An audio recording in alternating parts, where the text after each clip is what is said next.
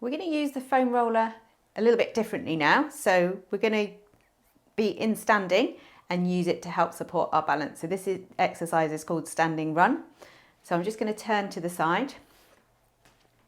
Using the foam roller for support, I'm going to press my left leg into the ground and I'm going to lift my right knee up and I'm going to lift my left arm at the same time.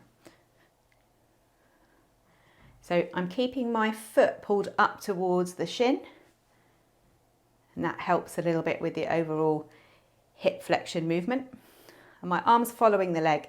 So it should look a little bit like when you're running, when you're bringing your arm forward at the same time as the opposite leg.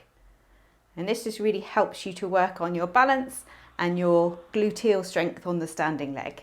And you can really think about pushing the standing leg into the ground as you drive that knee and arm forward. And that really helps you to work on the pattern of your running movement.